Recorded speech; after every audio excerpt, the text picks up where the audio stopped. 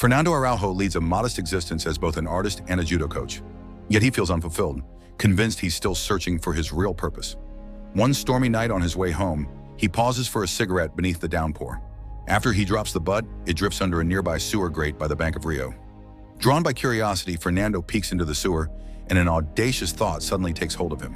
The very next day, he meets with his civil engineer friend Sebastian and lays out a radical plan. Rob the bank. Sebastian, strapped for cash, is intrigued but blunt about the scale of what they'd need: vehicles, specialized tools, and substantial funding. Fernando then sets off to find backers, visiting his friend De Bausa, who also admits he's tapped out and redirects Fernando to Mario, a professional thief.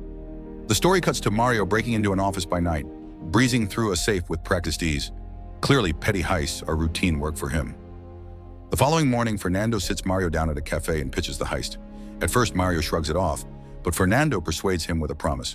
Pull this off and he'll never have to steal again. Convinced, Mario follows Fernando to the street outside the bank. Fernando lowers a measuring tape down the manhole and then drags Mario into the sewer to find the tape's end. After a few calculations, Fernando grins and declares they're 18 meters away from becoming millionaires. Soon the core crew, Fernando, Mario, and De Bausa, gather to iron out details.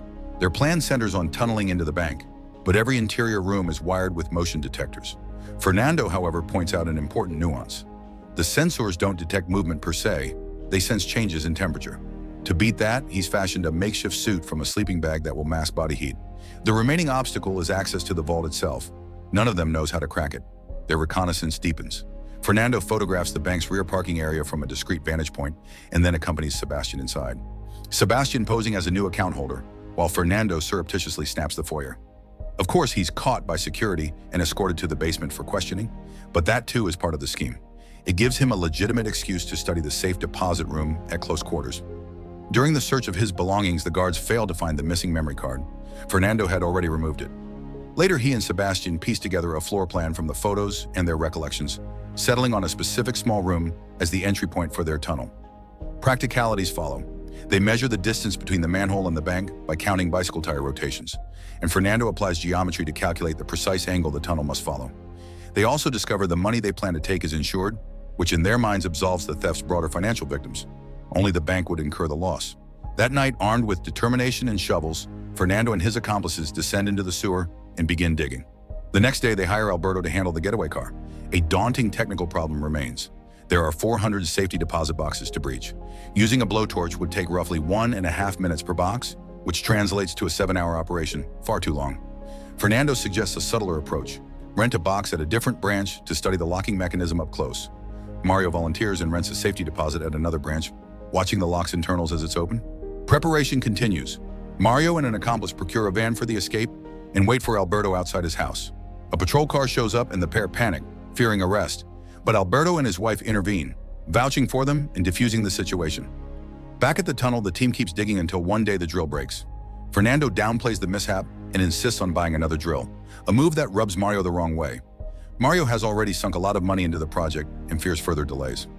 That night, Fernando visits his girlfriend, and they lie under the stars, musing about starlight as a look into the past because it takes years to arrive. Something can look alive even after it's gone. The observation sparks a new tactical insight. Bursting over to Mario's house, Fernando explains his epiphany. The bank's defenses are tuned differently when it's open versus when it's closed. The systems that protect cash during business hours are not the same as those designed to thwart subterranean entry. In short, their best window is when the vault is open. Enter the bank during operating hours and act like thieves after a petty in-branch robbery. That way, alarms and motion sensors calibrated for other scenarios won't trigger the full, tunnel-oriented response, and the police will assume the intruders are small-time criminals going after loose cash. Fernando's plan is to make the authorities believe the robbers will leave through the front entrance, ensuring no one even considers the possibility of a tunnel escape. Hearing the genius of it, Mario beams. He's thrilled and fully on board. Cut to the day of the heist. The crew coats their fingers with glue to mask fingerprints before stepping into action. Sebastian is dropped near the sewer and slips underground to his post, while Fernando and the rest of the team enter the bank disguised as regular customers before donning their masks. Soon after, Mario and De Bausa move upstairs to the first floor, while Fernando and Alberto take charge of the ground floor. They brandish their weapons and demand that everyone lie flat. A guard monitoring CCTV sees the takeover unfold and immediately alerts police. Unbeknownst to him, Fernando listens in on the communication through his walkie-talkie. Inside, Mario forces the cashier to fill a bag with cash while Alberto locks the parking gate to trap the area. The arrival of police prompts Fernando to escalate. He grabs a hostage and holds a gun to the man's head, threatening to execute him if anyone storms the bank. Afterward, he steps back inside and assures the team that Phase 1 is complete. Seizing the moment, Mario takes a woman hostage and uses her to pressure the guard in the CCTV room into surrendering. The guard reluctantly complies, and Mario strips him of his magazine and phone before letting him go. With that, the crew disables all the cameras, severing the bank from surveillance. Fernando then heads for the small room, shifts a cabinet aside, and waits as Sebastian finally breaks through the tunnel wall and emerges inside the bank. The two haul equipment from their car and set up near the vault. A flashback reveals Sebastian had engineered a powerful cannon-like device capable of blasting open a lock in just 7 seconds. Timers are synced on everyone's watches, and then the real work begins. Fernando and Sebastian systematically break open lockers while piling up loot. Outside, police, reporters, and anxious families of hostages flood the street as the captain debriefs with the freed security guard to piece together what's happening inside. Back at the vault, the rhythm of breaking lockers is interrupted by the sound of police scaling the roof. The captain then calls Mario on the guard's confiscated phone. Another flashback shows Fernando anticipated this situation and trained Mario extensively in negotiation tactics. Back in the present, Mario threatens to execute civilians unless the forces are pulled off the terrace. The captain agrees but secretly deploys 2 snipers on an adjacent building. Over the call, he presses for Mario's demands, and Mario insists on speaking directly to the district attorney. The captain promises to arrange the call, but asks for 1 hour.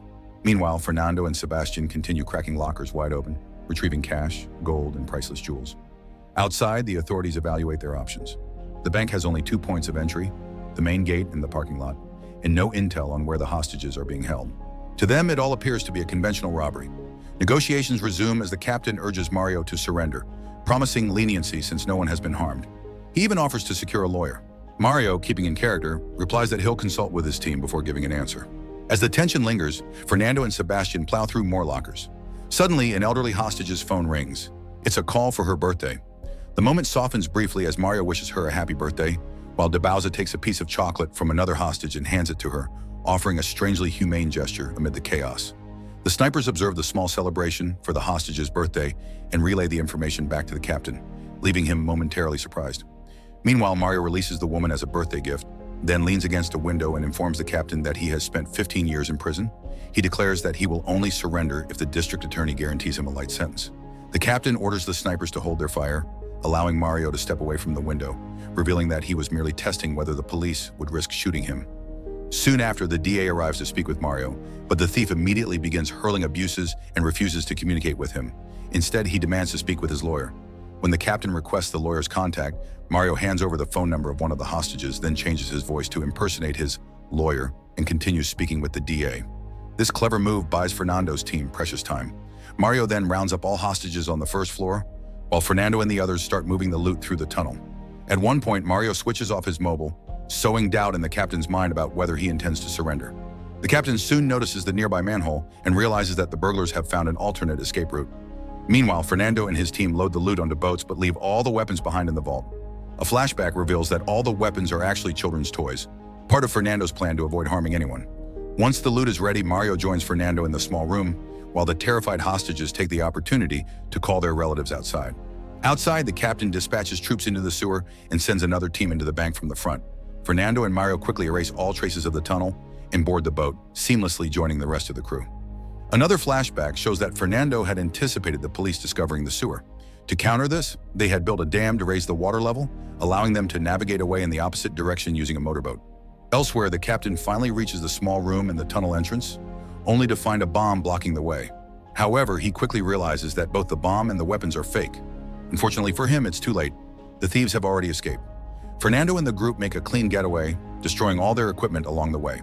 They head to Alberto's house, where the loot is evenly divided among the crew. Several months later, the thieves appear to be living their best lives, enjoying the spoils of their heist. But one day, Alberto's wife discovers his infidelity. Furious, she reports him to the police, inadvertently exposing him as a participant in the bank robbery. This revelation sets off a chain reaction, and one by one, all the members of the crew are arrested. 7 months later, Fernando is released from prison and greeted by Mario in a luxury car. It's revealed that Fernando had planned for this outcome. By insisting on using toy weapons, he ensured that no one was harmed, allowing the crew to face lighter sentences.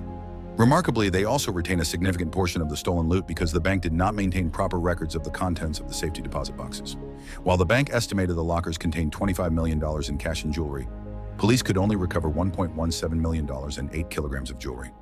With no official record of the stolen items, the authorities had little leverage, and the criminals walked away with barely more than a slap on the wrist. Like and subscribe for more recaps like this.